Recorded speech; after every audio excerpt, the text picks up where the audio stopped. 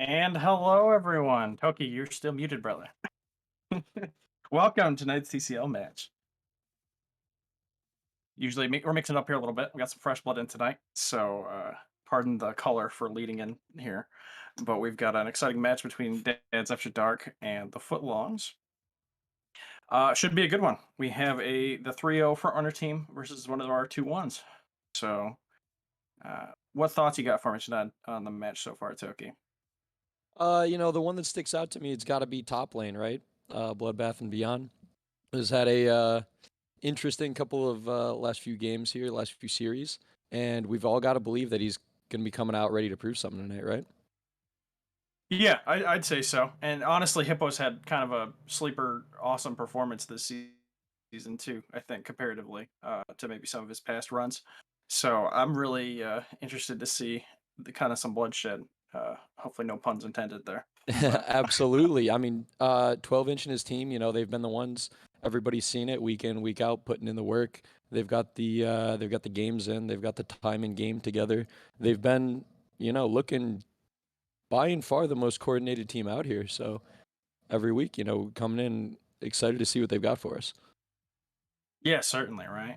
And it's always fun when we get a lot of players together like to talk smack. They decide to finally, Absolutely. well, they don't decide, but they get to play against each other and then see if they can put their money where their mouth is. So we're gonna go ahead and get into champion select here. It looks like we've already started off with a classic Seraphine ban for a tail whip and a Wukong ban for presumably blood. As far as I know, Wukong is definitely not considered overpowered anymore with the Divine Sunder buffs and his own direct buffs. Or I mean, even with the Divine Sunder buffs, his own direct nerfs kind of counterbalanced it. But still a scary champion. Still definitely a scary champion, and not one. I mean, as a top laner that I am ever looking forward to playing against in lane. So an understandable ban. Yeah, I'd say so. And then it's pretty run of the mill here so far for bans. We've got Shen ban, Urgot ban, with our Ori ban here coming through. The mid lane pulls will be pretty exciting for tonight, I do believe. Althena is back when I used to play for a college team, he was my mid laner, and he's got quite the little champion ocean himself. Wojtek more on the side of the artillery mages and some of the control mages, but they definitely will cut into each other's pools a bit. So we'll have to see what priority they decide to put on those matchups. Right, and right off the bat here, I'm looking at, after this first round of bans, set's still open. I've got to assume that Hippogriff's going to be looking for a set game. Yeah, certainly, right? So the Yone and the set are both still wide open, and there it is. The set's coming right through. Looks like for blood. So to want to just take that right away with the priority that they have. A little twofer. Yeah, I'd say so. I don't know that it would get flexed to Swiss or anything, but it is a potential flex pick. So definitely kind of a really nice game one in your face kind of first pick to say like, hey, we see you. For sure, and the question is, do we get the Yone here in response right off the bat, or looks like we may be waiting until a little bit later down in the pick priority here? Yeah, so we do have the Senna coming through. Oddly enough, they did ban the Tom themselves, though, so I don't know if they aren't looking to do a fasting Senna, or if they just have different plans for what they want to do it with. Right, and of course, IREP is known to be flexing a champion pool that's a little bit a little bit more versatile than your typical TCL support here. But with the Darius coming out, that should be an exciting top lane. I'm looking forward to this. I'm looking forward to this a lot. Yeah, unless they pick a really aggro bot lane on the side of Blood's team here, I'd imagine it's going to be pretty snooze fest bot with just a lot of 2v2 action topside. So right, and what we have to wonder here is, I see that Darius is, what is our man Rookstout over here going to do? Is he going to be leaving him, because he's been shown a willingness to play both ways, right? Leaving Blood on his own, do his own devices up in that top lane, or spending an awful lot of time and resources helping him out. Yeah, definitely. And we have the Ezreal lock-in coming through, so that's to be expected. And the Thresh with him. This is looking like a good. This is strong lane. Spurg on the Ezreal. Nobody's complaining about getting Ezreal at the moment. And Swiss Army Cabinet's shown a solid Thresh with genuinely consistently nice flays. Yeah, no, certainly. And then we have a safer pick with the Vladimir coming through too for Absolutely. another scaling pick here for the mid lane. So they really are going to put all their early game eggs in the Darius basket, it seems.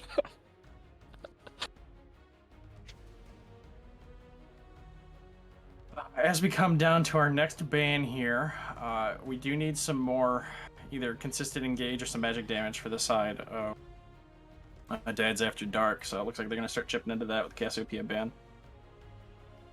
Yeah, and with the Wojtek, are we looking for an artillery mage on this team comp here for him, or I'd like to see him on something a little aggressive, honestly, into the Vladimir. Yeah, if they go artillery, they've basically set themselves up for a poke comp, and I don't know how well that's going to function in the set of Vladimir. You're really not going to get a lot of mileage out of Right. it. So, last new ban coming through. I expect probably another support ban here, maybe the Shaco, but yeah, I think Shaco Senna would be odd to say the least. So maybe not. That would not be a good time for sure. And the No, the Trundle. Trundle. Okay. Okay. All Okay. right. So are we looking at maybe a beefy? I mean, Sejuani's open. We may be looking at a Sejuani for some hard initiate here from Joa. Yeah, with that Hecarim lock-in, I like that a lot, honestly. Yeah, and with Nunu out of the way. Yeah, we've the set is able to stack the Sejuani passive very quickly, so that's a really strong 2v2 in and of itself. True. And with the Sorella's Grudge slows and the CC from the Thresh, it all melts together pretty nice for pick comp.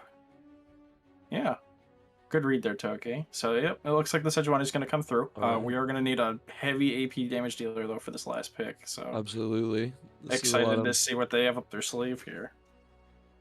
really a lot of eggs in the Ezreal basket. I think Spurg can do it personally. I'd like to see him pull it out. Oh, for sure. No, it's a fun champion to watch. Okay, that's Oh, some damage. oh, That is okay. some non-zero damage that you've just pulled out with a.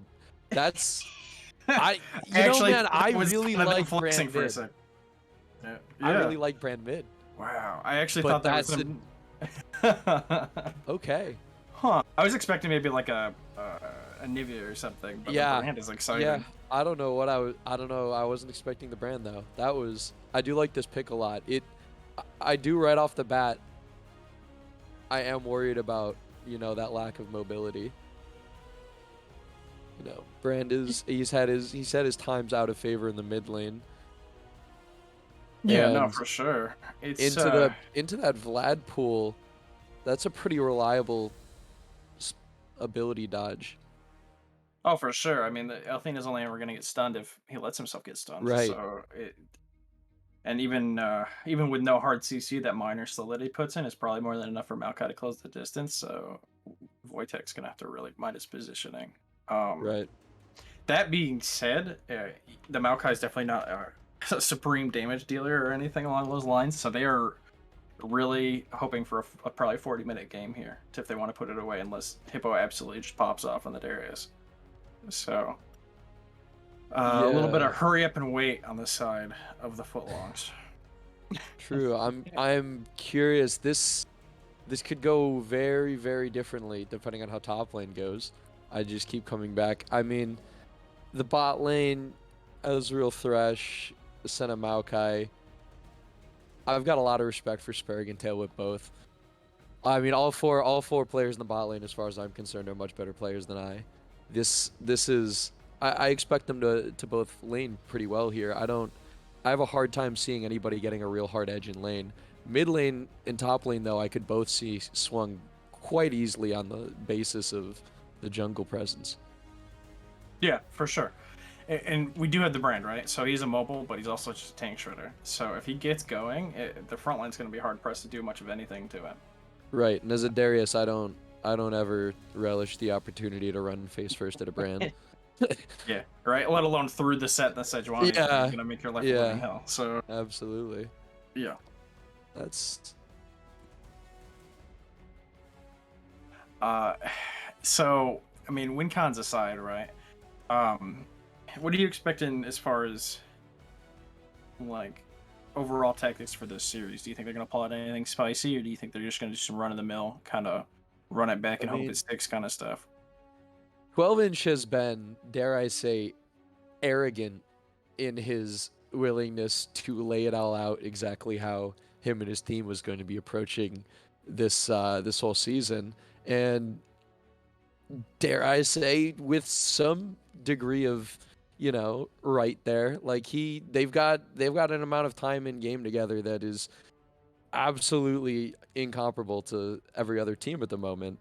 And I mean, they've shown a willingness to tell everybody exactly what they're gonna pick or how they're gonna play, and then play that exact way. I mean, it's worked for them. I have a hard time, provided that something doesn't go horribly wrong, I have a hard time seeing them changing their approach to this series any more than they have previous ones. Yeah, that's fair. I definitely think that at least this team here, Taz After Dark, with all the, let's call them veteran players that they have, if anyone's going to kind of make them pay for playing open mouth 5D chess, True. then it's going to be them. Absolutely. So, Yeah, I mean, yeah. we've got Rook Stout, the captain of, or the ex-captain of the chess club. Oh. So, right? And we've got, I mean, I've got to believe that Blood is coming into this series with a vengeance. He's had, frankly, just underperformed in his series recently, and he has been vocally unhappy about it. So Yeah, for sure. we Let's. expect to see big things. I'm in Club Blood here. I kind of want to see if he's like Me too. maybe a little bit of a diesel engine here going on, just so I had to warm up for a few weeks. Right, So right, and that's fair. I mean, we have that. I get that. I had a rough couple. I had a rough first few weeks as well. Um, I do kind of hate Set though, so I'm really struggling to root for him this game. yeah, that's fair.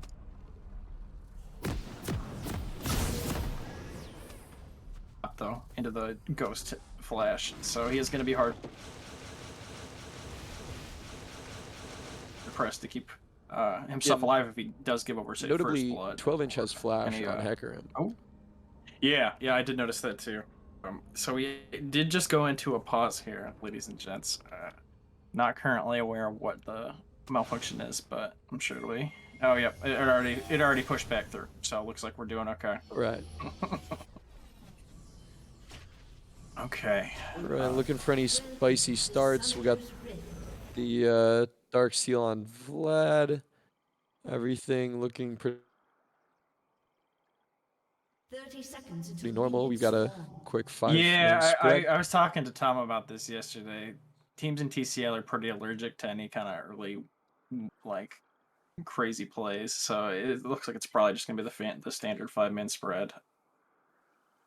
Matter of fact, I haven't been granted religious about catching every game of the TCL this season.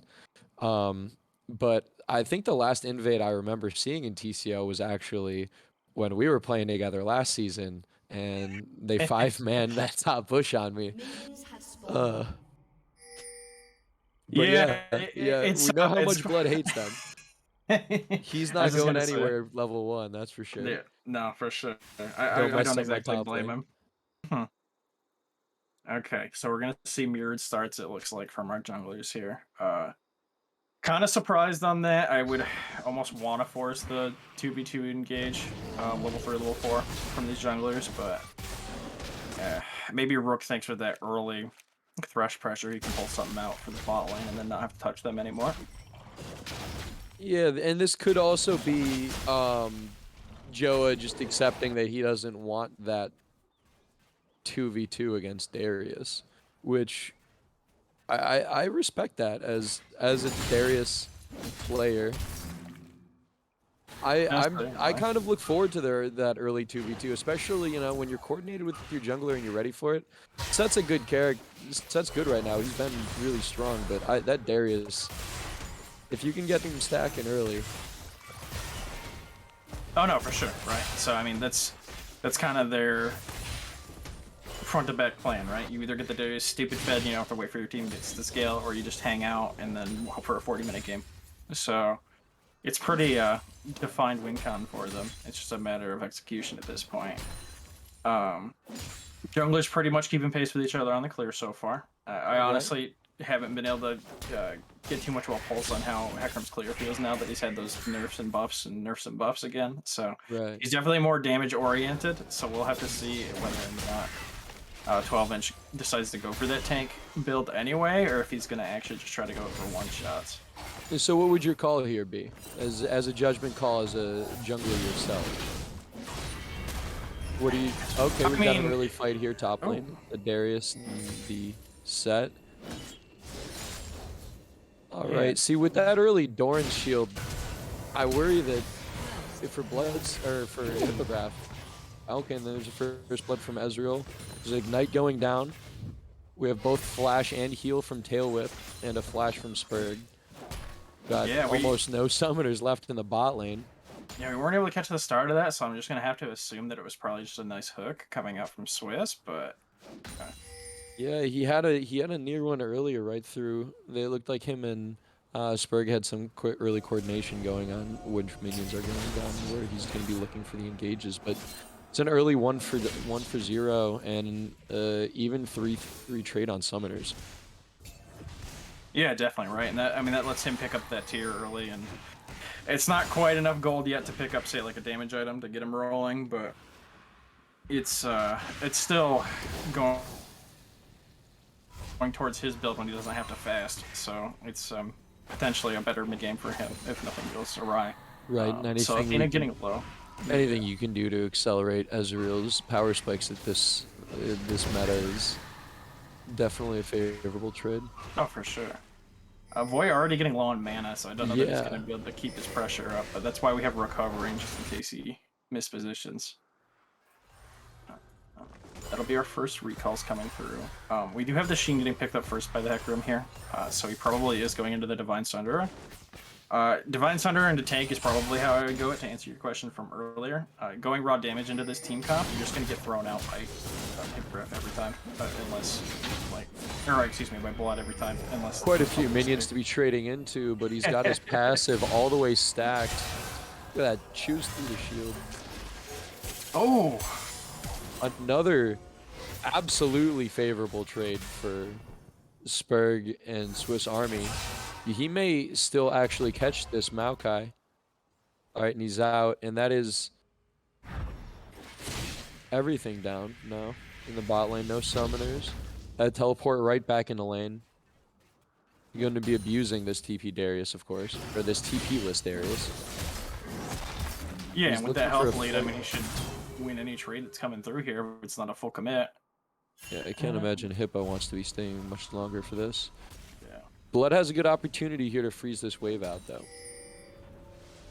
Yeah, for sure. He can really make him punish him for not having teleport down and not being able to get that wave pushed in all the way. Yeah, and with the Hecarim here, I'm sure they can break any freeze that does get set up, but if maybe Hippo doesn't notice it ahead of time here, it's definitely a good spot for Blood to be in. Spur got a little on the low side here, but they are all summoners down currently, so really doubt they're going to go for anything aggressive here. And Rook's still hovering this bot side, giving them a lot of love here. We did have the boots and the health crystal come out first, too, from the Maokai. I would give it a gather and say he's probably just going to go full tank and not use this fasting lead to build AP or anything.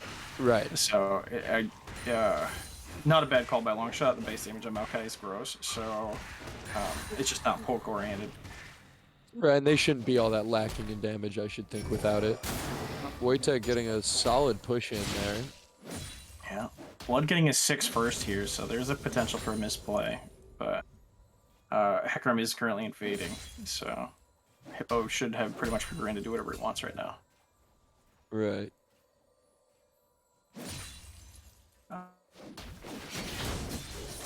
Looking like good vision control. Just looking like they were warding up that dragon there.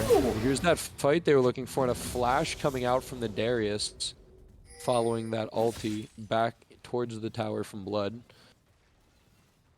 I think in any situation outside of that ultimate actually taking him under tower there, Hippogriff wants that fight, and he can handle it for long enough for 12-inch to get in there with the Hecarim. But at this point, he has been chipped down significantly, and these W shields and damages coming out from Set are just absolutely gross. Yeah, he did have the ghost come up about the same time that the flash went down, so maybe that was just kind of a calculated risk reduction on his part. But without the ult, I don't know if the blood has like the pressure on him currently. So find the buffers. A little bit more of those favorable trades there. Oh,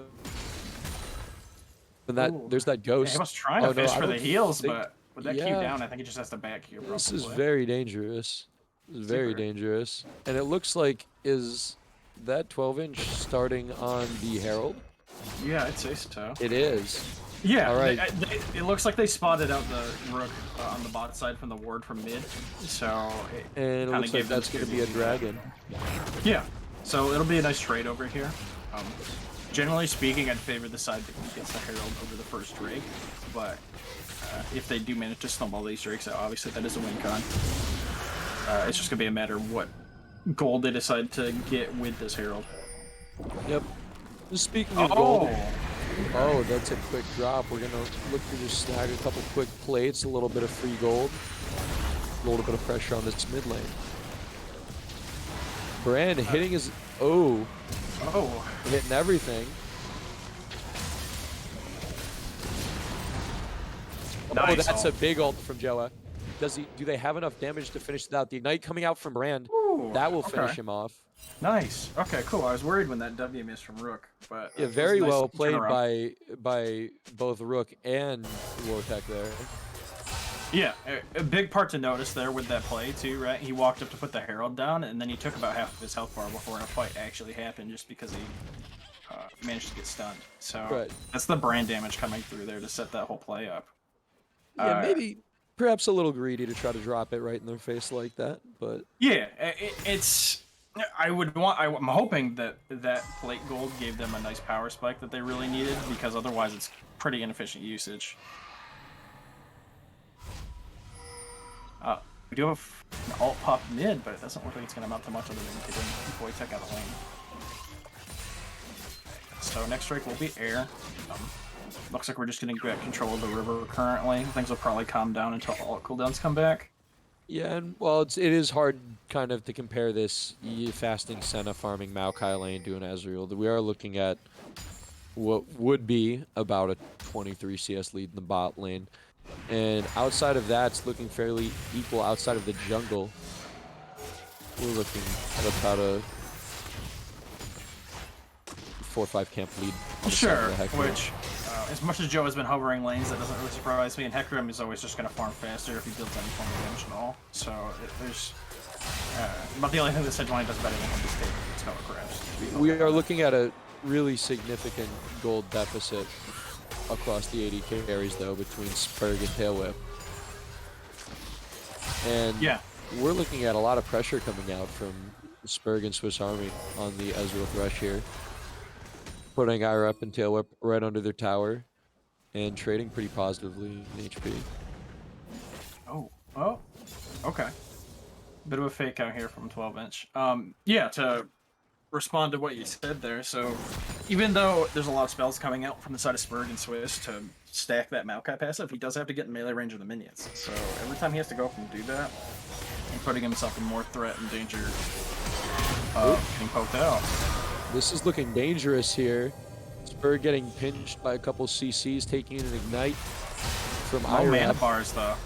And no mana. He will go down. He had another route on the Swiss Army, but he's far enough back and make it out. Yeah, that did take both of their flashes to do. That's another ghost coming out from the Darius. Does not matter. Set ridiculous. Look at this guy. He's got a full health bar. Yeah, all that base regen coming through. Alright. Darius, unfortunately, not able to weave in the auto attacks to get the full value of that lifesteal of the Dorn's Not play, able to stack up the damage fast enough. Never got his ultimate off, and If I know a Darius player, it's because he didn't get his ult, he didn't get his passive stacked up. Why Sure. ulti if you don't have 5 stacks?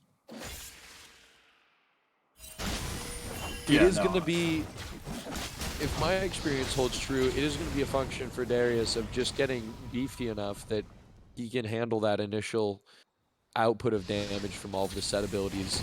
You know, a little bit of footwork and dodging a W true damage doesn't hurt.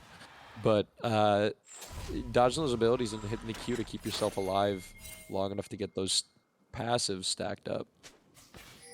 Yeah, it's that little bit of a dance you have to do right too, because if you throw that Q too early and the face breaker still, or not the face breaker, the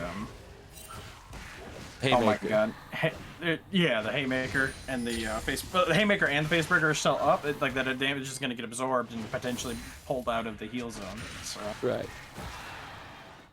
good lord, I was remembering Toasty and Tom's cast there, trying to remember what the E was Oh, called, yeah. and it made my brain shut off. All right, we're okay. Okay, so we do have some of our mythics coming through here. Toasty and brain shut off? That doesn't sound right. Yeah, no, never. We love you, Toasty. Yes. Okay. All right, so- we're looking at a little bit of dancing for mid prio and dragon prio here. Yeah, That's a hook coming out from Swiss Army, and that's going to be a dead Senna, Yeah, and that's going to be a dead Darius. Okay. We're not able to catch that in time top lane, but that's another solo kill from Bloodbath and Beyond onto Hippogriff, and I have to say he's living up to what we were expecting. And IREP getting caught out here is going to be going down to the 1v3, and that's going to be a dragon going over, perhaps for free. Although 12-inch is in position, looking like he may want to dance. I mean, he's not getting out if he goes in here. Well, so. he's definitely not getting out, but tail whip securing. No. Oh, he got it. Okay, so he did manage to snag that dragon, paid for it with his life. And Althena's looking to salvage a little something, can't get anything. And when it's all said and done, I think it's about a 5 for 2 plus drag. I think, depending on how far back we want to start counting and whether we want to include the Darius death. But I'd say the Darius kind of did it to himself, but yeah, that might be fair. The outside of that, I don't know. You blew your global cooldowns on the Senna and whatnot to try to make that play happen, and I mean you did get the Drake and you slowed the stacking down, but I can't say that those cooldowns were honestly worth it at the end of the day. It is second dragon. You can just kind of let that go. Worry and about I gotta later. believe that I'm thinking that it might be a bit of a miscommunication from Rook and his team on whether or not they wanted to finish that dragon or whether they wanted to turn and kill 12-inch. You know, it's a complicated maneuver as a team, right? Trying to decide which to do, and you know, shot calling can get muddy on comms. Definitely sure. something you want to avoid though when you're starting the objectives here. Yeah, the thing you always have to think about there, right, is you have 3 members hitting that dragon worried about the steal, and if they're not coordinating their damage bursts coming through, you have this damaged jungler with the Hecarim with the same damage smite as the Sejuani. Right. And if the burst comes through just wrong, and like say a Ezreal Q misfires at the wrong time and dips it to 899 health or whatever, then it's just gone. yeah, and it just has exactly. And I mean, that's all 12-inch has to do as he goes in there. I mean, he knows he's not making it out. He's looking for the dragon. He makes the play, makes the trade. Honestly, do you think how do you look at that? Is that a positive play for Dads After Dark, or would you say that goes to footlongs? So I would still give that to Dads After Dark, honestly, just because of the global cooldowns you got to burn, and then especially if you're going to be able to trade that pressure out for this Herald here eventually. Right. Yep.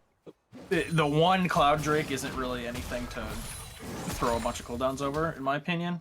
You do have some really impactful ults on your team, but the one ult or the one Cloud Drake isn't going to make enough of a difference. The mid game tempo that you're losing here is going to make up for it. We do have what looks to be about a... Looks like Blood getting may be caught, but I don't think he knows that as he's going in on the tail whip. I don't think this is him getting caught. This is the the Senna going down in what is ostensibly a 1v2. Not really sure how relevant that Vladimir was. Wow, trying to run around after that set does not look like a good time. Blood just absolutely making everyone dizzy. And Dabs After Dark popping the Herald on his tower. Okay. So they're That's trying... a lot of damage from that face breaker. Oh. People going down left and right. A Senna ulti as she comes up in the fountain. Wow, White Tech coming out with a triple kill there. That is a 7-in-1 brand. He is now about 2k gold above his lane opponent. And they're still going with Shelly. Oh, for sure. They may get... No, probably not another proc off here if Senna has anything to say about it, but they're pushing it pretty hard. Hippogriff on the other side of the map trying... I think she dies if she tries to go for the kill. To trade out, and that is going to be another Shelly proc. That is big value right there. Yeah, and we got to remember, right? That's all off of just not giving the first tier bot tower. They decided they wanted to defend it. They're honestly kind of playing like they're not down 4k gold here, so it's really surprising the moves that they're trying to make. The Hecarim had a really nice angle there, but he engaged on the Sejuani, and the Sejuani's full tank items. She literally just headbutted over the wall, and she was out of any danger that she could have been in, and then was able to just whip her ult back over the wall and shut down one of their members. So basically, turned it into a 2v2 with a dying tower. Oh man, this brand is big. That's a lot of damage. I mean, that's a beefy Maokai, but oh no, and he gets another Q stun onto the Maokai. Spurg will be able to finish that off and bring him down. This drives up in 10 seconds. Are they backing or are they going to stick around for this? Looks like they're going to stick around and make a play. They've got all 4-5 here with Blood pushed up in the mid lane. Say, why the heck not? No, for sure. Blood says you can't walk past me anyways. Yes, I know. This will be a free trade going over. We're going to start the Ocean Soul stacking here. I don't even think the game will get to the point that they'll finish off the soul unless something crazy happens. But three ocean on that team is just horrendous. Speaking of playing like you're behind, we are looking at a Triforce out of the 0-2 Darius right now. Granted, I have not been feeling pretty much anything but Stride Breaker, especially in these recent days when we've been looking at the active going bye-bye. Goodbye, Nar. Okay, we got Hippogriff in 12-inch making a play on the Blood here. Blood has the ulti, the face breaker. It's not enough. He will go down in the 1v2. Okay. Yeah, the damage item's coming through there. I mean, Set doesn't really have any defensive stats just yet. He's all health. So yeah, we've got a we got a Sterix gauge. Doesn't mean a whole lot to this beefy Sunderer, Hecarim, and Triforce Darius. Maybe I spoke too soon on the Trinity Force. I don't know. I may be judging it a bit harshly. I think it's a steamroll item. I don't know if it's something that I'd be building on Darius if I'm behind. I would like to really see a Sterix gauge out of him here, probably. Yeah, I'd say so. He's got the call fields, so that can go into a lot of different items here. Honestly, I'm not sure exactly what it'll come through as, but... All right, and Alfina managing to trade out a bottom tower here. Yeah, but we do have Rook coming into... Rook, Wojtek, Spurg, and Swiss Army. The whole gang is here. 12-inch says, get away from my mid laner. Oh, that's a big ulti coming out of Rook Stout's Sejuani. His experience is showing tonight. He's absolutely lights out on those so far. And here's Blood with a big Stride Breaker engage. He's going to follow up with the ulti. That's a lot of damage coming out just from the set onto the Darius. And he's going to be able to take him down. Now, Spurg is looking really aggressive. This is what I was looking for tonight off of the Ezreal. He says, give me more. Yeah, you have 5 members strong there. You have no reason not to just eat them. There's not a whole lot they're going to do about it. So, worst case scenario, you get W'd by the Maokai and then just walk away. So, unfortunately, not a whole lot of engage options coming through. The engage is either ult dependent from the Hecarim, range dependent from the Maokai. So with no Shrine Breaker from the Darius either, there are options to actually. Are we looking Start at a fights? draft difference? I don't know about that. Or are they just too strong? That's production. They're showing us the awesome setback from the Prestige skin. That's one of my favorites. So. I don't really think it's a draft problem. I actually do like the draft. I think it's more of a. I'm thinking their aggressive team is having a little bit of trouble playing on their heels. Yeah, I think that's actually a really good way to put it, right? Because we saw those early solo kills come through in the bot side on a really passive lane. So those are mostly a matter of disrespecting your opponent, right? And then we have the Vlad who's died 3 times, who should be a fairly safe lane. And we have the Darius who's your lane that you actually want to focus and be aggressive on, also dying 3 times. So it's and like we were saying earlier, this is a team that's been pretty consistently looking like they're just out coordinating their opponents. May perhaps finding themselves in a situation in this game that they've not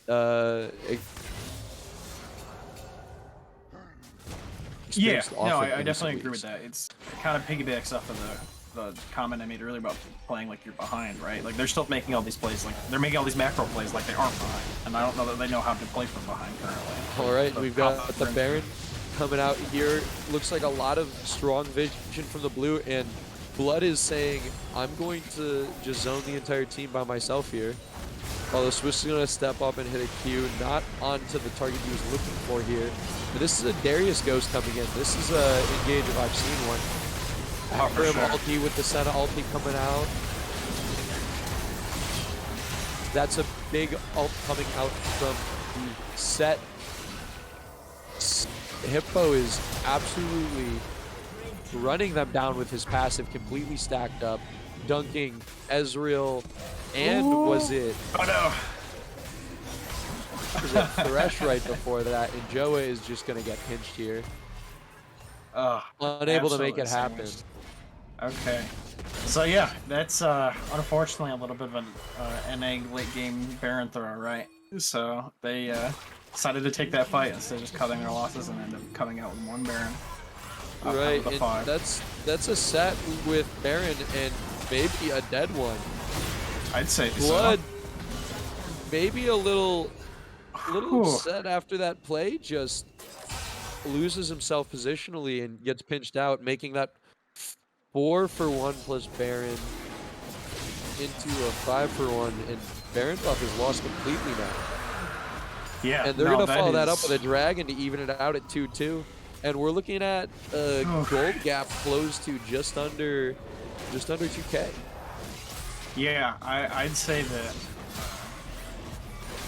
Footlongs just bought themselves probably another 10 minutes. So that was a really unfortunate turn of events there. They did seem to not know if they wanted to turn or not on that Baron, which I think they could have fully committed to it and then just cut their losses, but they decided to take the fight instead. Maybe you just use your super tanky set to hold them off and get 2 or 3 of your Barons out instead of 1. And right, just, and alternatively, eat the loss. you've got a Thresh that could maybe step up and try to zone with his ulti. And if you're gonna cut a loss in terms of one of your champions, maybe put that set. He's got respectable DPS on the Baron. That could have been down a lot faster if they had 4, maybe 5 members chipping away at it. That is true too, right? I mean, they did have the land use damage and stuff coming through, but they didn't have the max health damage from the set coming through. So that's probably that's a tough call. I think that they probably would have just had to call the Baron off entirely if they pulled the set over. It was certainly an aggressive call to make without having gotten a pick or a priority misposition from somebody down in the bot lane, somebody who could rotate, but they seem to be bouncing back pretty strongly here, pushing for another mid tower, and they look like they may want to dance in the mid lane again here. Ezreal's looking for some of that chip damage, and Joe's taking a little bit of poke. Not a whole lot doing though. Yeah. We do have 3 minutes for either objective coming up on the map, Dragon or Baron. Yeah, I think they might have just remembered, like, hey, wait, we're ahead of them. We should just root and not try to beat them with chances. So, assuming they're just gonna keep having to look for a pick here because they don't have the range to siege these objectives or these the inhibitor in the tower. But we do have 12-inch on the side here, potentially looking for a nice ult. And if he can get an engage like he got last time, they're going to be in trouble. The scaling is coming through from the Vlad here. He's already got the Void Staff. His damage is really going to start popping off. Black Cleaver from the Darius, so even if he's not surviving the fights very long, he's shredding armor and he's taking stats before he goes down. Alright. We also have the Servant's Bane coming through. I just noticed that from the Senna. That is a nice adaptation there. It's mainly for the set, I'd say. Yeah, there's not really anyone else that has a built-in shield that they have to worry about. So, not a bad adaptation when Blood is so far ahead. Yeah, and that Borg from Blood too. All right, we've got, looks like back to pushing out their jungle, pushing out lanes. We've got Althena splitting down to the bot side with teleport up, and we have a teleport up on set as well. We may be looking at a split top lane from Blood. Looks like he may be sticking around mid lane. Yeah, at this point in the game, he might be worried that if he shows up to a fight late, it's just going to be over before he gets there. And I don't necessarily blame him with the Vlad damage coming through now, and the Senna's probably in the neighborhood of 100 to 200 stacks, right? Just off of memory of how her scaling goes. Yeah, can we get a peek? Damage. Can we get production a peek? That's 116 stacks. Okay. I am no thermometer and I don't play Senna, so that number doesn't mean a whole lot to me. It's decent. That's all I really remember. I don't know that it's amazing, but it's not bad. So we do have Blood recalling here. Pushing up mid lane again. Blood did find his way up to that top lane and found a recall. It looks like he may have set that wave to push its way on down to the tower for him. Bot lane, of course, pushing out with the super minions. And Footlong's looking to get that mid lane bounced back. We've got now 30 seconds. 20 on Baron, 30 on Dragon here. Both teams looking like they're willing to dance for Dragon. Here we go with the Hecarim invade. There's that Vlad ultimate coming through. The Sejuani ult comes out, hits nobody, but pops right in the middle of the fight, where a Brand ult comes through and absolutely devastates the real Footlongs. Does it matter? We've coming out. We've got the Set and the Ezreal, two of the best champs you could be asking for to be living through this fight. Spurg and Blood are absolutely hunting down Tailwhip and Althena at the moment. Vlad's looking for a teleport to get out and maybe catch a wave. Looks like Tailwhip is probably going to go down here in the 1v2. That's a lot of damage coming out onto the Ezreal, but he's down. Okay. Looks like Althena, maybe somebody made a call that you got to cut our losses. We need to save that Nexus tower. And perhaps a death from the mid laner here, who has a 250 gold shutdown. But that is going to be third Dragon going over to the side of Bads for Spurg and Blood. And they're going to get back with perhaps a little bit of priority on setting up this Baron here, as Rookstout is already on his way to that Scuttlecraft. Yeah, no, this is going to be a tempo play here. I think they're going to go straight for this Baron and try to put the game away. Yeah. Notably, we are looking at Althena now on the bot side of the map with no teleport up, right next to their jungler. And yeah, they're getting right in on this. They've got a ward right there on the blue buff. They saw 12-inch on his blue here. No way to get up there in time. Althena's seen on the wave. This is going to be a free Baron. I'm really curious whether or not they decided they were just going to give that, or actually had no idea that that was going on. Granted, I didn't see any pings. Okay, we're now seeing some pings as they run up. Did that really just... They had no idea. That is Unless they're coming up here for some free gold off of Vision, I don't think they knew. No, I think you're right. I'm really surprised, to be honest. That shocks me. Yeah. That is a bit of a macro faux pas that I would not expect out of a player like 12-inch. But Yeah, this that's is exactly. Yeah. this is looking very good for the side of dads. I can't I can't see them. This is their game to lose at this point, I have to Oh, for say. sure, right? I mean, they have this Baron, and even if they say throw this Baron right now, if they have all their lanes pushed, they can still just back up on the Soul Drake. So they really have their deck stacked right now. Yeah, and we do have in game a few strong opinions on Elder Drag. I have to say it would be poetic for the game to come down to an Elder Drag 50-50. We're looking at another fight here. Senna and Hecarim ults coming out. Brand ulti looks like he got pulled out to the top side of the map by a Hecarim before he died.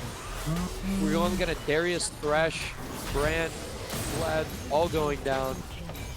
And Tail Whip is just left alone in this 1v3 and ultimately goes down. This may be game. Yeah, I'd say it is. I mean, they have the naked inhibitor, so at a minimum, it's that. But Spurg might stop here and get that tower instead. But either way, Looks like they're going to step up. They do have a wave pushing with to them from the bot lane, a pretty sizable wave. About 10 seconds still. The more dangerous carries here. We do have. All right, so it looks like a double inhib at least, maybe no more. Okay.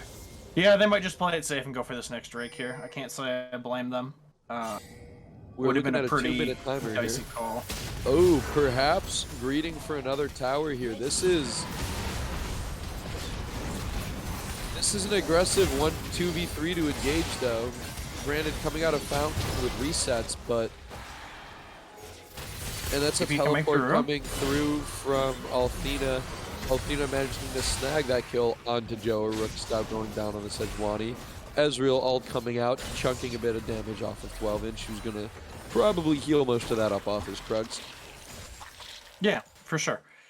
Yeah, definitely was greedy for that tower, right? But they trade one kill for the extra gold there, and they blew a couple ultimates and the TP cooldown from the Vlad. So all in all, I'd say it's actually still a win on their side. Yeah, I think that's a good trade from Dads After Dark. Perhaps a little, I don't know. I can't say that I would have played that any differently from either side. Yeah, Darius popping that ghost and going in. That's about all you can ask for at this stage in the game. You saw though, right? The Hecarim goes in there, and then after he kind of blew his ult, he didn't really have much else he could do. He's sort of in a weird state with this build right now, where he's not quite damaged, he's not quite tamed. So okay. All right, that's Darius going down to that big haymaker damage. Yeah, that was just a clean pick, and I want to say that the Onslaught of Shadows was either still down or just came up there, so I don't know that they had a window to re-engage.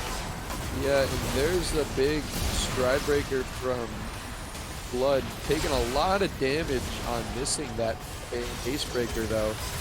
And 12-inch on the Hecarim is absolutely in there with Althena.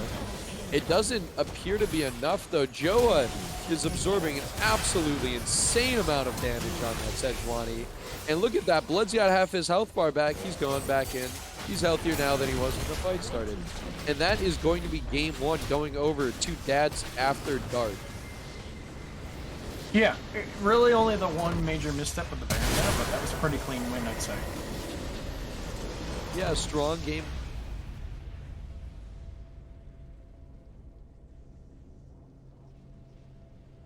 Solo kills and some lane kills, and they capitalized well.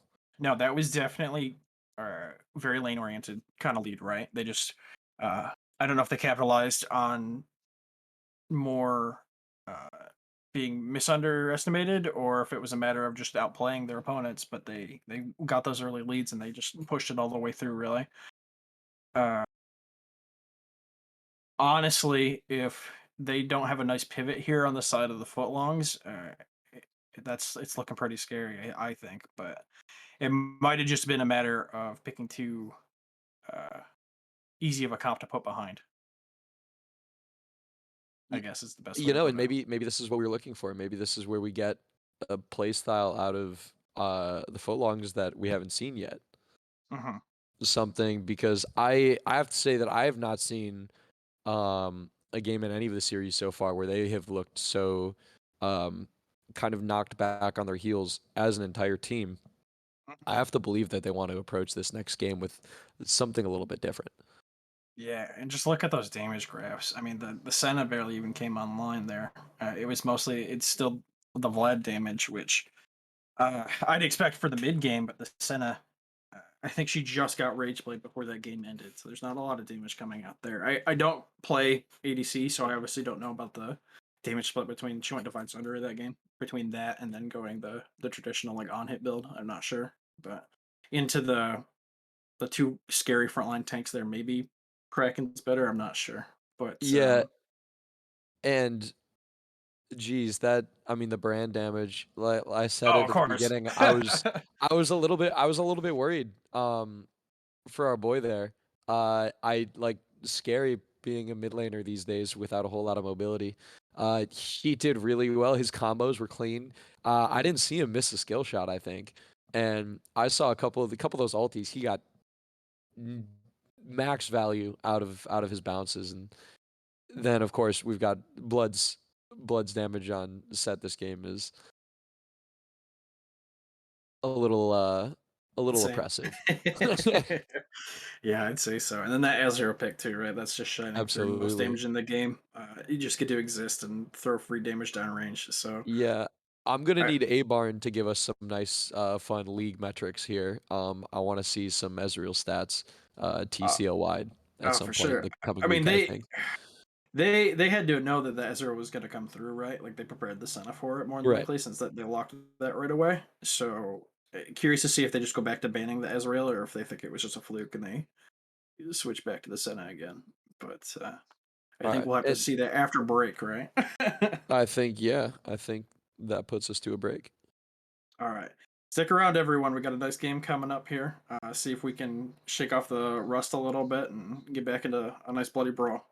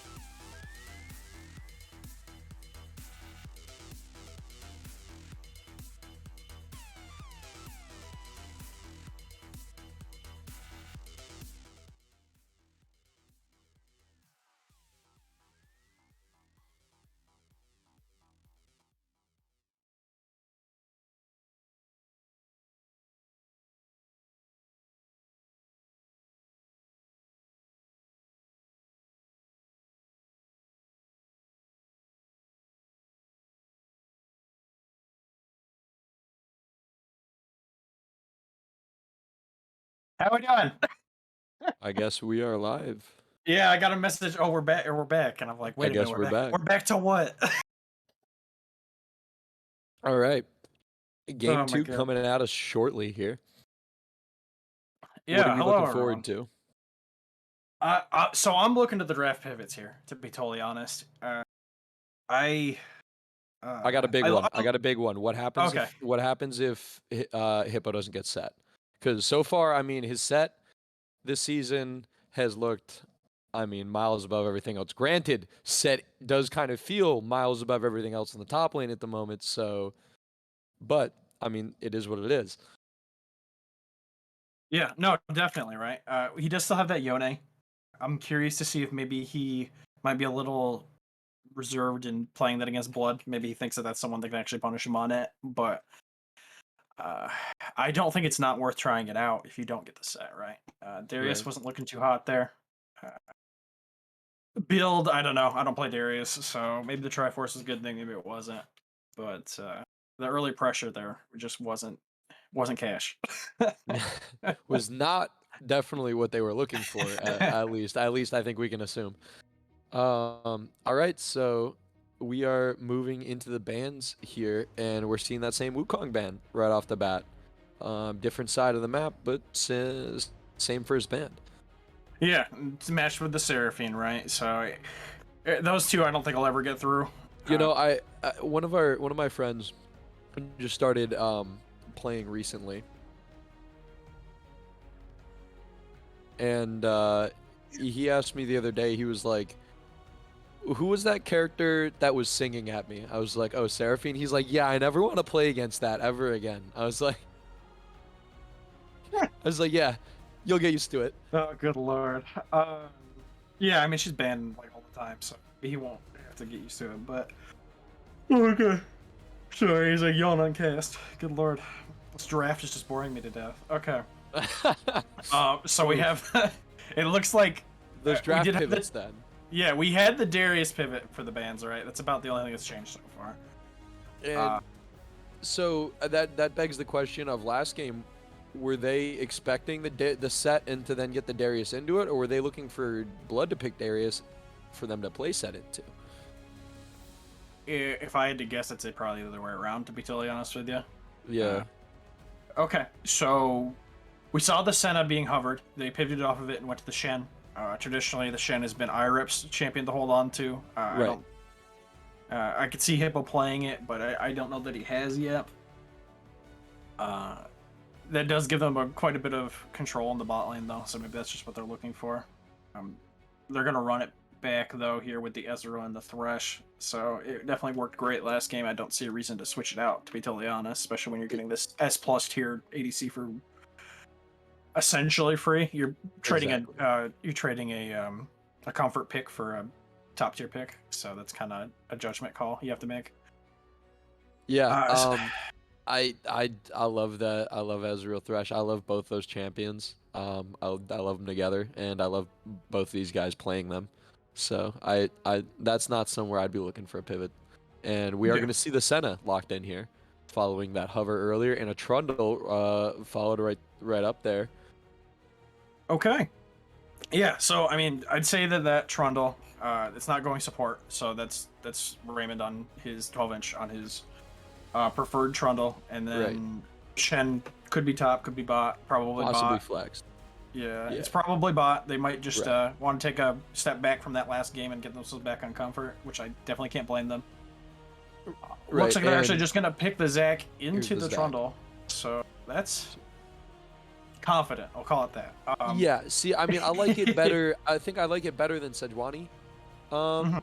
in this one, given the Trundle pick, and I think that's probably, something that crossed their minds when they locked in that Trundle early is, yeah, Joe, I dare you to pick Sejuani again. But Yeah, for he'll sure. come back with a strong, strong tank pick, saying it doesn't matter. Yeah, the nice thing about the Zac, right?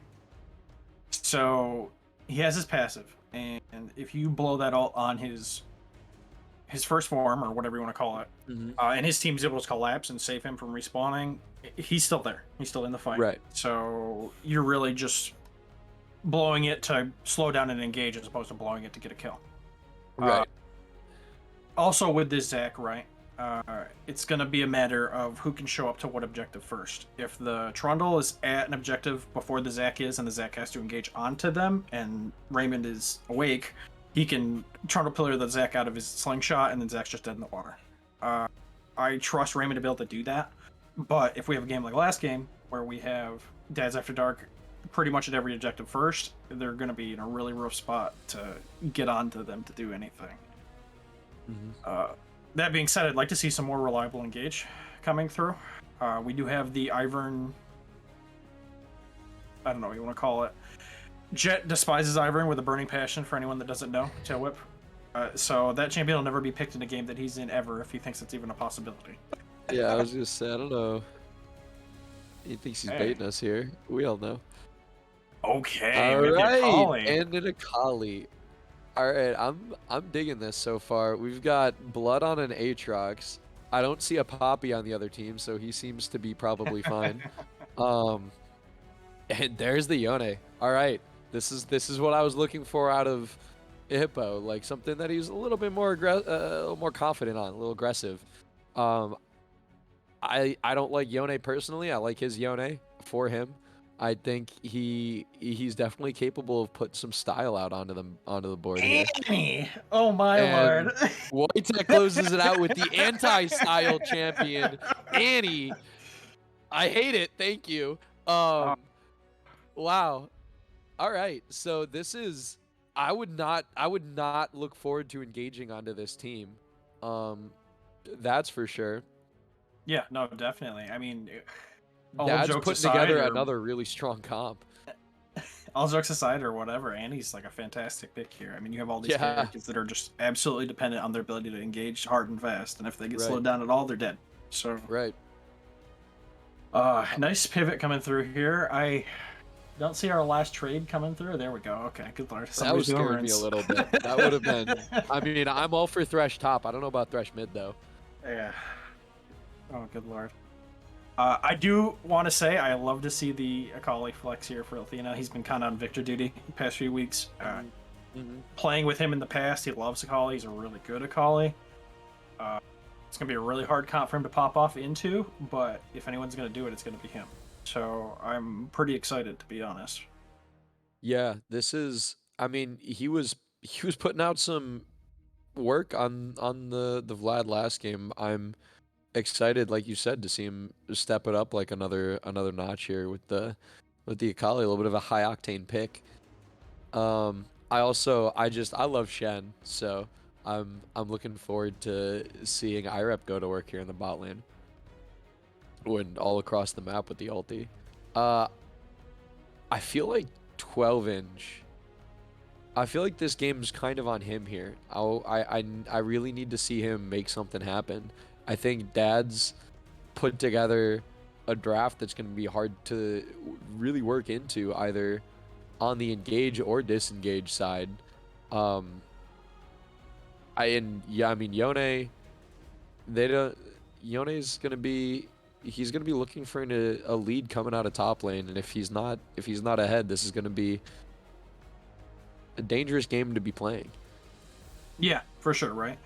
They're kind of lacking on their sustained damage side. I mean, Yone has some form of sustained damage, but Sen is certainly not helping that too much, and neither is Akali. So if this Aatrox gets ahead, they're going to have a really hard time putting him down. To be honest, I would guess and say that most of the alts are probably going to go on him from Trundle as opposed to the Zac, just because of the stuff I talked about earlier. Unless the passive's down, of course. Right. Just so they have a chance to cut into him and not have to fight the resistances and the healing together. But if Yone or Akali get enough ahead in this game that they can just sit in a side lane, there's nobody on the enemy team that can 1v1 either of them. So right. Another pretty decent identity coming through here. It's all comfort picks like we talked about, so this is kind of going to be a matter of comfort versus style, maybe.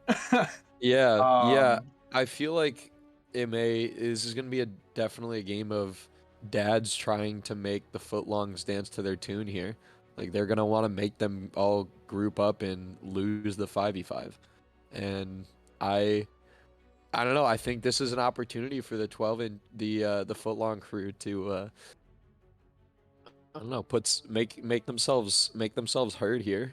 Put some pressure on the map and see if they can run the dads around a little bit.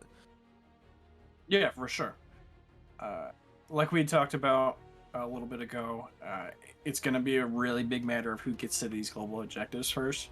Uh, the side of footlongs going into this like kind of deathball comp, sort of, that we have coming through on Dads After Dark is going to be hell. So they need to play their macro. And it's probably going to come down to a lot of that between the split pushing and the rotations for objectives. Hopefully, we don't see anything like that Baron play come through from last game. That was pretty.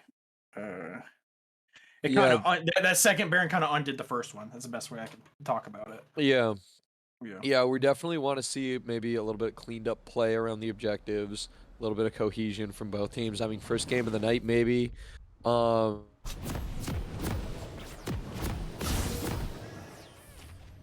Cut them a little bit of slack, and we are on the rift. We are ready to go. Game 2, Dads After Dark, up 1-0 on the footlongs. Welcome to anybody just joining us here as we get into this.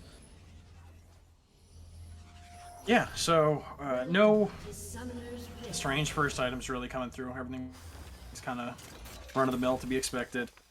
How do you think the bot lane's going to fare out this time? Do you expect early solo kills to come through again, or do you think they're going to kind of be able to fight back this time? I never count out IREP to make plays happen where there really shouldn't be plays to be had, frankly. Like, the dude's got a really interesting, I think, approach to the game. I think he just, the way he looks at the game is a little bit different from everybody else. And I want to see him make something happen with the Shen here. Granted, as someone who plays both Thresh and Shen, I don't really see Shen making an engage onto a Thresh Ezreal without either Trundle there or a flash or some serious misplay or misposition. Yeah, It he did looks like take a flash safe this lane game for- too, so like he's in it right now. He's True. out from blood. True. This is just a safe lane from Spurg and Swiss Army though, so I feel like it is theirs to give away. Oh, for sure, right? I think you're totally right that it's going to be pretty dependent on the flash cooldowns. Now you probably spend more time around mid than I do. How do you Sure. feel about the Annie Akali? I feel like that's just get to 6 and roam for Althena here, right? Yeah, for sure. I mean, he's a energy champion, so he has at least some ability to withstand Annie's BS. But Annie, for the most part, is just going to keep farming with that Q until she gets her own 6. So there's no real solo kill pressure or anything coming through. He does have the electrocute and the ignite, so if Althena just goes absolutely insane, there's a chance. But more than likely, it's going to just be all quiet on the middle front, or whatever you want to call it. All quiet on the middle front indeed. We've got both junglers in the top side currently. Rook Stout looking like he may be going for that full clear. Buff, Krugs, Chickens, and onto his bottom side. And that is a pushing lane. Senna, oh my god, he left one of his chicken stuff. Oh my. Oh, That hurts. That hurts. It was a baby chicken. He just barely made it. One more auto attack, buddy. It happens. Anyways, Hippo taking a lot of damage to in clear this. it for him. What a Chad. Oh my goodness. And Annie. And Wojtek going, yeah, I don't mind a little bit of extra gold. I'll hop over there and help you out, buddy. Hippo popping that potion, getting himself back up to around, 2/3 HP, but that is Aatrox letting himself know that he is there, saying hello. You're not having a good time this game. And that's a big wave pushed in. That is also probably not a Trundle who wants to fight at the moment. I've got to wonder what Althena was thinking Wojtek was doing when he just left lane there. Probably just warding, if I had to guess, to be honest. We might see a fight for this crab coming through here in a second, just because of the prio, where it is, but... Yeah, that is 12-inch looking for a double crab. Joa does not have smite up, and that's going to go over double crab to 12-inch. That's not what he was looking for this game. It's an early lead for sure, and an early bit of pressure and vision on the map for Footlongs, who on the other hand are looking at pretty much exactly what they wanted coming out into this game, and that's a flash down for Hippo. It might not matter as he goes down. Man, that Yone E. Yeah, damned if you do, damned if you Interactions, don't. bro. Interactions. That hurts. The death in the flash, that hurts. He does have teleport to get back into the lane, soak up that farm in XP, maybe not fall too far behind here. Dad's definitely feeling themselves, I think, in this game so far. Yeah, I mean, Blood definitely likes being on that Aatrox, right? So he's ready to rumble. Yeah, so pretty quiet so far. Definitely no first bloods or anything coming through this time in the bot lane. So Yeah, gonna be maybe just hard top focus this time around. Rook looking to hopefully make up for a little bit of a rough starting clear. Unfortunately, we talked about it. He went up for that full clear, and on someone like Zach, that I mean, he clears healthy, but he clears slow. So yeah, he has to end up blowing both of those smites to keep pace with the Trundle, and then Trundle's just there anyway. yeah, and that's, I mean, we gotta give some credit to 12-inch there. He sniffed out just in time where Joa was and what he was doing, and he managed to make it down there.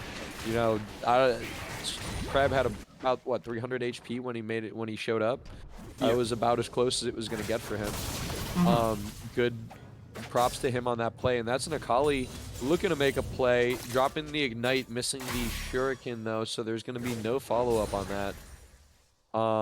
And that's her ult going down as well. Yeah, I'd say it's probably a good thing he did follow up on it. Rook was right there. He's probably dead, like on the spot. He worked a little bit too hard. Meanwhile, we do have a pretty good trade coming through bot lane. Swiss getting pretty low. And we also have a trade going on top lane. It looks like Hippogriff may be going down. The Aatrox ulti was popped. This is looking very, very good for Blood so far. Oh, excuse me. Blood just absolutely exerting himself in the top lane. That's a heal coming out. And that's a Shen going down, and that's a Senna. Tail Whip and IREP both getting caught by that gank from Rookstout right over the wall from jungle, and it looks like they're going to follow that right up with Dragon here, and they're going to be looking at that first Infernal Drag going down at about the 7.5-minute mark. With no trade back on the map coming up as of yet. Yeah, no, that was Although a really good... 12-inch is here now. Looks like he's going to stick with his red. I feel like he's not going to agree for the steal this time. Really good read on Rook's part, though, right? So we had Tail Whip and IRIP really pressuring to try to get something out of the nice trade that they had going on in the bot to try to kind of counterbalance the problems going on. And that's maybe just a little bit of a misposition from Swiss Army getting pinched.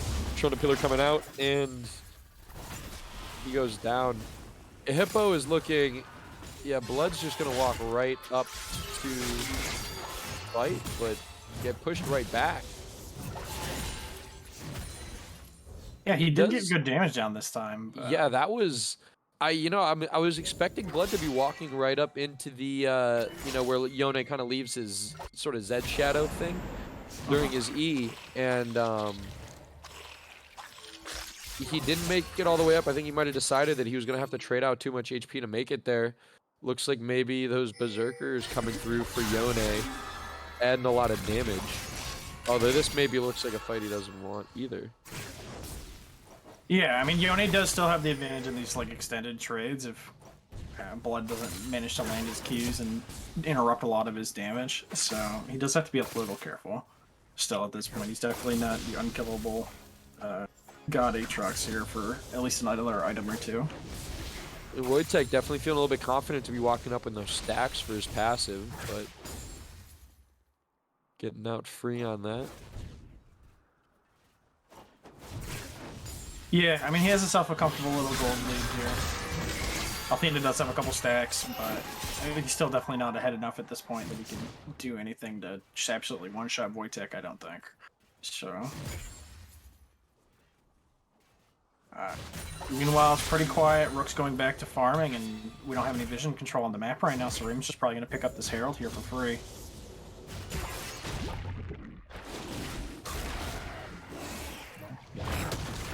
Did I lose you, Toki?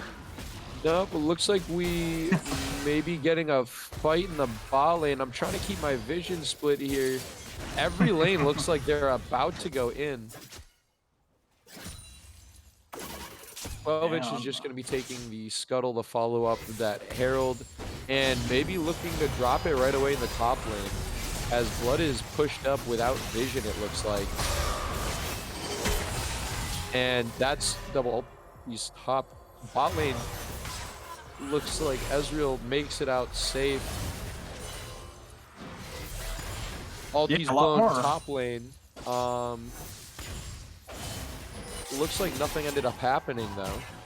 Everybody made it out alive. No flash was blown by Blood. Not sure exactly what happened up there. And it looks like I think Trundle still has the Eye of the Herald to drop. So 12-inch is still looking to make a play on a map for maybe some plates here.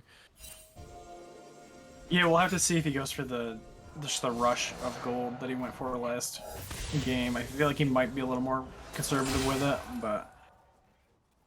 Probably gonna get a nice 3v3 going on here in a second from Raymond. I can't imagine he's gonna go straight to Krugs here. I'm sure he's going straight bot.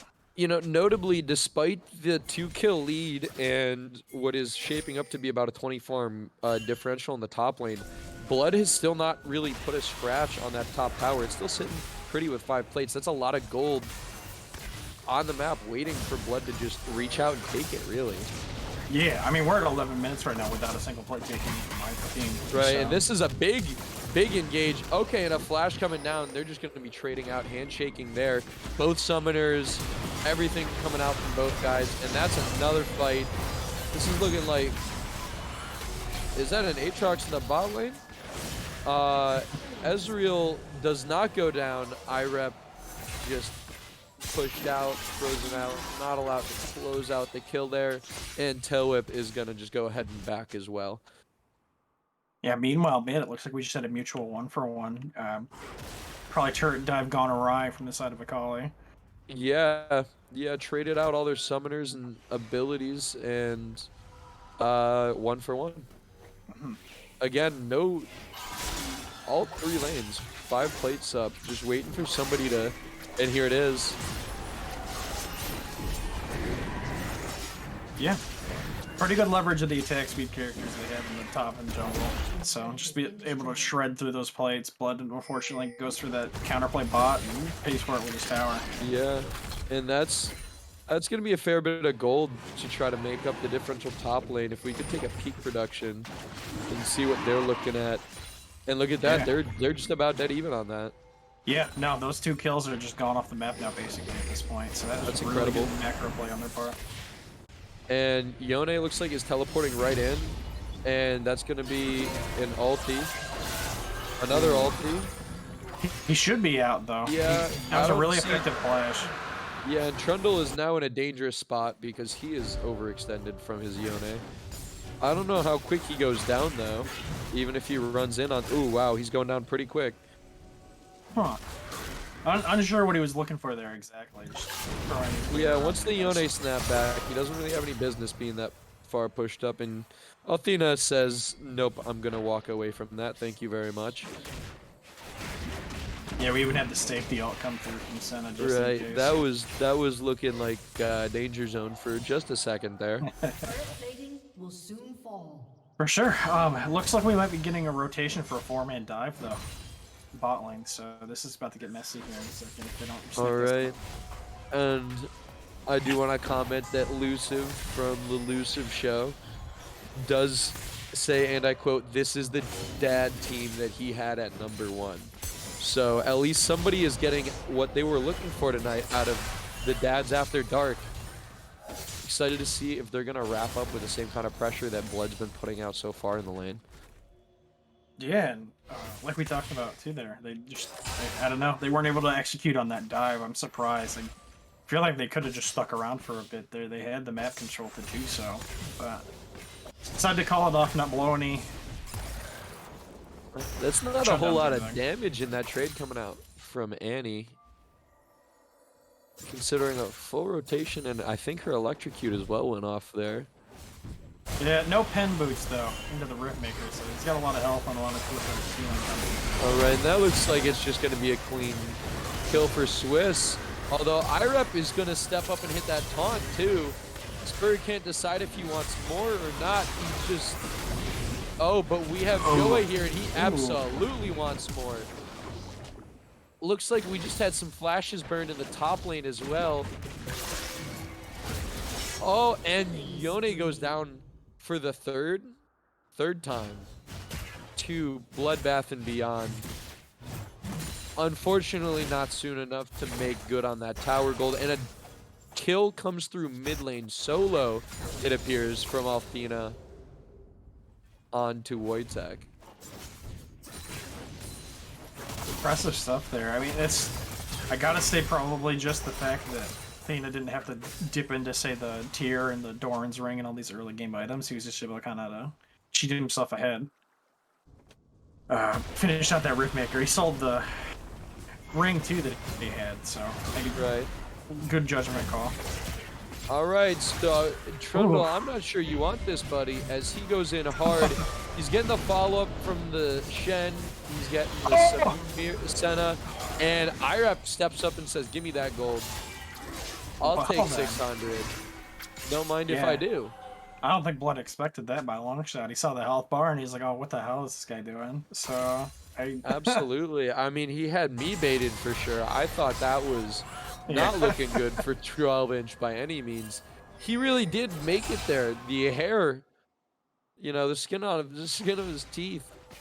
That was close. Those are two very big ultis coming through from Irep and Tail Whip, the bot lane duo, securing that kill onto Blood. And man, Spurg is laying out those Ezreal Qs tonight. Yeah, I mean, he's sitting pretty 4-0. Not a huge gold lead through the farm, but he's still really strong right now. I definitely wouldn't want to have to deal with that Ezreal, because he's just going to keep getting stronger. So, Irep's certainly not tanking just enough yet to do a whole lot. And to be frank, Ezreal doesn't entirely care that Irep can block his auto attacks, so... There's an ult from Yone onto the Annie. She's going to flash away. He's going to follow up. She does have her stun. And she's going to get out. Not quite scot-free, but she is out. And a turret will go down. Blood salvaging a little bit more gold from that top lane. Looking to press onwards, it appears, and maybe looking for another solo dance with the Yone. Yeah, we've got 20 seconds coming through on Drake here, so... yeah, Blood, to point out, Blood does have his teleport up. Hippo not up yet, will be up shortly. Not perhaps in time for Dragon, maybe in time for a fight if they dance for a little while. It looks like they are going to get started right in for jockeying for position here. And Dads After Dark look like they've got the better one. Oh, for sure. Yone's walking right in, no teleport necessary. Aatrox having burned his. Yeah. Little dancing here. 12-inch taking a little bit of free damage. Tail Whip managing to catch a Ezreal Q here. Spur really letting himself just saying hello. And that's a big steal. Big pinch to get the Trundle goes down. The Shen goes down. That's the Akali. Wojtek is traded out. Annie coming down. And it looks like maybe the last two here get cleaned up. Blood just saying, feed me, feed me. Okay, a quick flash coming out from Nice. Tailwhip. Maybe Okay. gets him away. He'll get out of there. A little 4-for-1. And a dragon going to Deads After Dark here. Yeah. Well so on that their way to that situation. Ocean Soul. Yeah, that's gonna be third Drake for them too. They are. In all seriousness, I think they're probably in a better position this game than they were last game.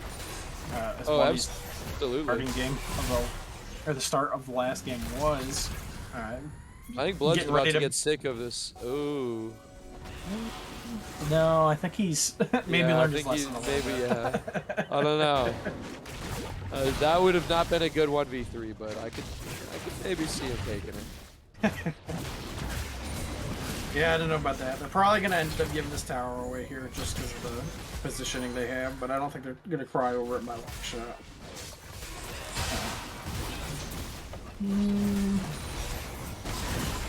Slingshot coming through. A little... Okay.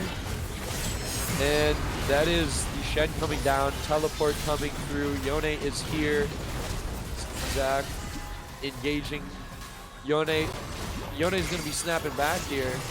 He might not be in a position that he wants to be in. He is a little bit far up. He's probably going to be going down. That Good is Lord. now 3 traded out, 4-0 on the bot side. Team fight for the tower. Yeah, Hippo survived that fight a long time, but if you saw on the side there, Athena just got picked off, like running into the Annie and going, "Hey, how you doing?" and then getting caught by a hook and just exploded. This team's just got a lot of pick potential, man. You got that. You got the between the Zac and the Thresh for a little bit of long range engage, and I mean Annie hits somebody, they're just dead. So this is a tough draft to do much into. Zac, Joe getting himself caught in a little bit of a funky situation there. Takes, was that kind of looked like an ignite? Not sure what that ability was. Yeah, I think it was And the he's just Shen gonna go Ignite. back to farming. Ah, Shen Ignite now. All right, there it is. Yeah, yeah. Just wanted to point out too a nice pivot from Joa here. So they're so far ahead right now. He actually picked himself up at Darkseal on the tank Zac. He does have Oh my. AP scalings on like all of his abilities, so that is a nice little kind of way to cement your lead, as it were. Interesting. So we're about to see Hippo get caught out, probably. It looks like. Yeah, I don't know if Hippo's going to be going anywhere from here. Although, that's a big Shen ulti. Oh. Yeah, wow. I'm Yeah, that telling is you, the man, goal pulse. IREP is turning nothing into big plays here. Yeah, And no, he you're is right. making Blood pay for, I mean, he's gotten greedy twice, he's made him pay twice. Yeah, no, I mean, they're getting their globals off here, right? That is kind of what they like to do. They had the Shen ult and the Sen ult come through, so basically a 1v4, or 1v3 maybe if you want to not count those as full champions with the ults coming through, but either And way. so the problem is here, right, that they did sink a fair amount of resources into keeping that Yone alive, and for their efforts, they lose mid tower. Sure, right. So, granted, like, yeah, they pull off the play. The problem is they seem to be so far behind at the moment, at least in Yeah. terms of pressure, that there are more holes than they have fingers to plug, so to speak. Yeah, for sure, right? Yeah. Results-based thinking tells me, oh, hey, I already just saved my top laner, that's fantastic. But like he mentioned, they give up all that, they create that pressure vacuum mid and they just lose the tower for it. So. Yeah, and this is, I mean, we are at 23 minutes, and we're looking at the next drag coming up here in a minute. And that is the 4th dragon. That is going to be Ocean Soul, potentially, for the Dads After Dark here. And I mean, I don't really enjoy dealing with Aatrox to begin with. Like, never mind an Ocean Soul. And then you've also got Zac and Thresh. These are going to be a really beefy set of frontline champions to be trying to play through.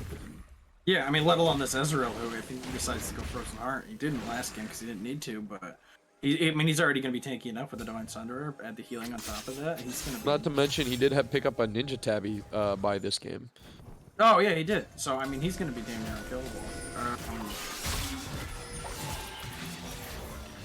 Their comp choice here with no real sustained damage threat is really Right. gonna show through unless they can get to the point where the sack and just scale it. And this is a big, I mean, that's a bit of a wombo coming through from the Yone ulti. I don't know if it's going to be enough. The Akali is not able to bring down anyone. And Spurg, on the other hand, is dishing out damage by the absolute truckload, bringing down Yone, Trundle, and Akali, and Blood is just absolutely running them out of the game, it seems. And he's gonna be right over the wall and after her. Yeah, I mean, he Tail has whip. this Ocean Drake right now. He is not afraid of them at all. Tail whip managing to make it out. Blood getting maybe a little bit sloppy on those last few skills. And there it is.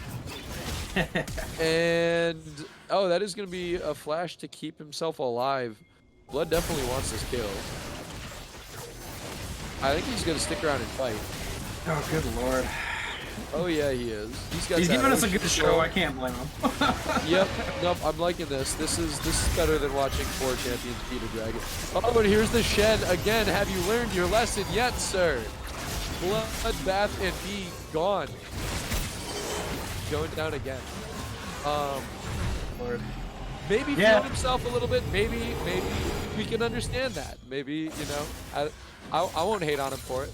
My team just got Baron do it while I'm screwing off looking cool for the casters, so I don't care. I too like to int for the casters, but Yeah. you're my jungler. You know plenty about that. Yes. We've got the dads now at a 19-8 kill advantage, 4 dragons to 0. Somehow, almost surprisingly, only about a 5k gold lead. Feels like maybe a lot more than that, but 12-inch, they still have 6 towers up. Yeah, no, for sure. A lot of sitting gold on both teams here. With this Ocean Drake and the Ezreal Annie combo here, I highly doubt they're going to be able to do much to stop their sieging. So until another major objective comes up, I don't know that there's going to be a lot happening without. All right, this is a fight without blood here with the Hippogriff initiate. He's in there trying to bounce around as much as possible. Blood's followed into that ulti, and oh boy, is that a big Aatrox teleport in. He's taking a lot of damage. He's going to go down to the tower here. Alfina picking up the kill. This is looking maybe a little questionable for dads. Trundle coming down at the end anyways. It is just Tail Whip and Alfina, and I don't think it's going to be Tail Whip for long here. Spurg is going to chase him down with a nice little Ezreal Q. Alfina is going to make it out, but that's going to be mid-tower, mid-inhib, and Should be maybe game. I mean, they with have, that yeah, they Baron have buff. Baron buff with double siege minions and the Tibbers to tank with too if they really want I to. mean, It's- I'm it's- looking for a 1v4, but I can't imagine how Alfina can pull this off. Yeah, Yone no is hit up. quality I there, don't think so. that should be just P game. And that's going to be a, maybe not game, Wow. actually. And wow, are they turning it No, around? I think they're just screwing around a little. This is quite the slaughter in the end. That's Ezreal a double. big Ezreal ulti. Berg says, I'm going to end this off with a little Chris Kyle nonsense. And that's going to be game. That's 2-0 for Dads After Dark. A bit of a turnaround showing after their performance last week. Yeah, no, that was absolutely dominating. That second game was, I mean, even more decisive than the first one, to be honest. 2 members on the side of Deads After Dark going deathless that second game, really showing what they're capable of. All right, and we have some stats here.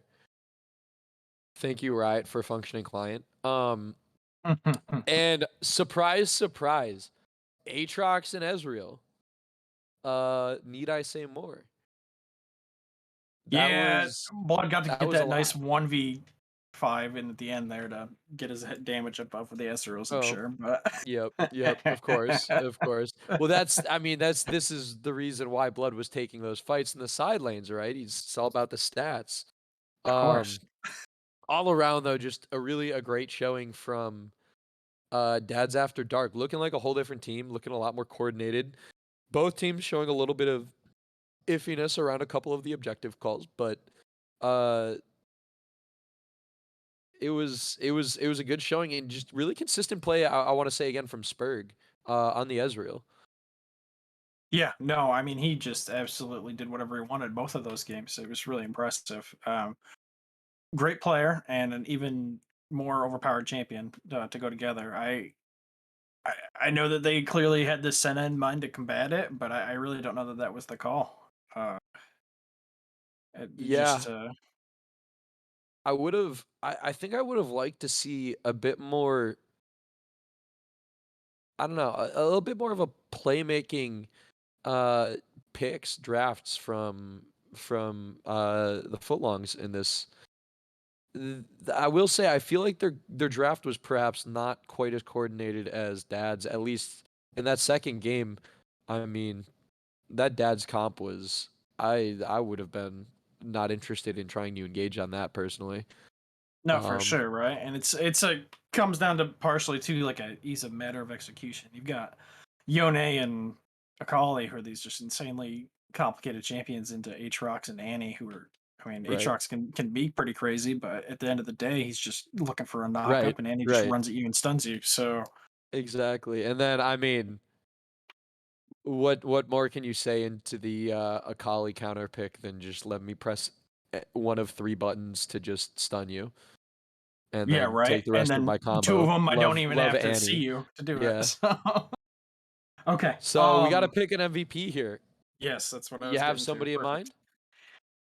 Uh, so I want to. Spurg did awesome those games, but I want to give it to Blood to be totally honest. Game one, I think, was very winnable for Footlongs, and him showing up on the set and just crushing Hippo's Darius really kind of threw off any hope they had in coming back in that one, in my mind. And then I mean, sure, you got flashy game two, but being able to that TP on I think it was the third or fourth Drake to cut Hippo out and push the enemy team off was fantastic. And taking that long fight a couple times there to either pull aggro from the enemy team or like get his team a Baron for basically free. I'm sure it was a team Yeah, effort, but that's really great macro on his part. absolutely. I don't know. I want to disagree with you because I kind of want it to be either Spurg or uh frankly Joa. Admittedly, there is that scuttle play. But I do wanna I kinda wanna give it to Spurg or Joa. And I can't really disagree with anything you just said there, but Spurg's Ezreal was just consistently lights out on his skill shots tonight. And I don't know, I called him out from the beginning. I kind of like he was my horse this series. Like I wanted to see a big Ezreal performance. I feel like I got a big Ezreal performance in both games. Did you have the chat open? I don't. If the chat wants I to vote, if they're I still here. I do. The chat is definitely speaking up for Spurg here. At Okay. least his teammates are. Okay. Then in that case, Blood doesn't want it. Blood So, doesn't want it. Okay. I thought he might want to have a chance to come in here and talk some smack, but we'll give it to Spurk then. oh, Blood doesn't want to talk to me. Oh, okay. Let's go ahead and drag Spurk in. Let's All see right. here. Oh, I do not have permissions to grab him. There we go. Thank you. Going, All How we doing, guys? right. brother? Oh, we're doing well. We're doing well. We haven't had a performance that was that good in a long time, so I really that one really felt good, and especially to have it against the Footlongs, that's for sure. All right. I'm sure it did. Yeah. So tell me your thoughts on that game. Do you feel like the Senna was even like a good idea into you? Do you think they messed up just giving you the Ezreal twice in a row? I think they did. I mean, Ezreal's really, really strong, and whenever we need to, we can leave me down by myself and just have have Swiss and Joa go make some plays elsewhere, whether that be top or mid. And I think that piece of Ezreal, along with the fact that he's just insanely strong with Sunderer right now, was kind of a mistake, especially given how easily Senna gets poked out by him. Sure, yeah, that makes sense to me.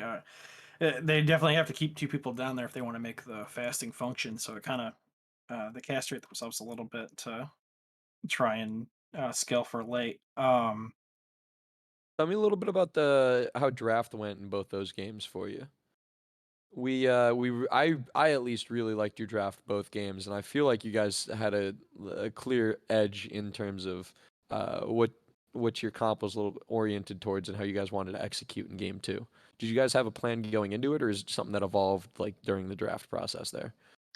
It was a little column A and a little column B. I mean, Blood and Joa usually come together to formulate a pretty strong draft strategy for us.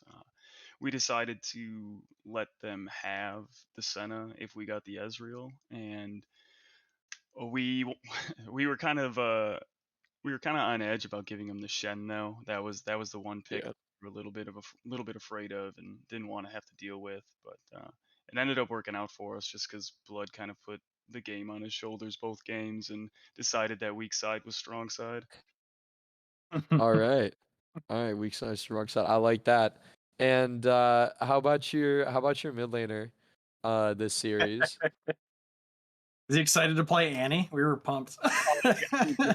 I mean, Watch is like always. He's just always just right there. Fiending for the Annie. Yeah, like he's always trying. He's got like a couple picks that he just really really wants to play, and finally we got an opportunity to lock one in as just a very hard counter to the Akali, and obviously as you can see the press Q to stun definitely worked out. Yeah, I mean, you could say that. And then I gotta talk. I mean, 11-0, 11-0-8 performance in that last game. Uh, Pad stats a little bit at the end there on the Nexus, a little bit of a clown fiesta going on. But what would you say the big difference is going into the series? Was there one? Um, I think actually honestly I don't think there was a big difference. I mean, in the way that like I myself played, I kind of just did the same thing I always did, which is try to stay safe and sometimes do some dumb monkey stuff. And okay, Right. like this time the coin flipped as a season two throwback, and we succeeded this time. And I mean, we kind of just we executed on all cylinders the way we've been trying to all season, and I think it really just came together this series. All right. Well, glad to Fantastic. hear it. Do Uh, you have anything you want to say either to your opponents that you just faced or to your next opponents for next week? Which definitely not looking it up now as I'm talking to you. Let's see. Oh, front to back. I mean, I in really don't front and have back. anything to say to front to back. I mean, I feel like we'll discuss it all on the Rift next week. But Hey. um, I was surprised at how easily we beat the current best team. That's all I'm gonna Oh, I don't remember you guys beating the Verdant Monkeys, but okay. say. All right, guys. GG tonight. Good stuff out there. I loved to see the Ezreal. If you watch the tapes back, I was plugging for you all along. I really like that. You guys did a good job out there tonight, and definitely showed yourselves to be a contender for this season. Well, thank you for that, and I can't wait to watch the games back and see all the commentary. Good. All right, man. All right. Have a good night, everybody. See you guys. All right. Any last words, Toki? Um, I've got nothing other than tune in tomorrow night. The People's Champions, Verdant Monkeys, coming at you again with another spicy matchup. We're playing against some other irrelevant team. I don't remember who. Uh, yeah, we're just coming to town to do some business. I'd tune in. Oh yeah, I'd tune in too. Last thing, quick. I almost forgot, and I would get hell for it if I did. Tonight, I don't know if she was in chat at all. I did not look. Was Mama Noel's 50th birthday, so I just want to give her a shout out. Oh, I don't know if she was around happy throwing the buff birthday, around Mama Knowles. or not. Maybe she wasn't. Maybe that's why tonight was such an upset. Who knows? Either way, there's some birthday magic in the air. So good looking for your 50th, Mama Knowles. And good looking to everyone here for hanging out tonight. And see you tomorrow. Good night, everybody.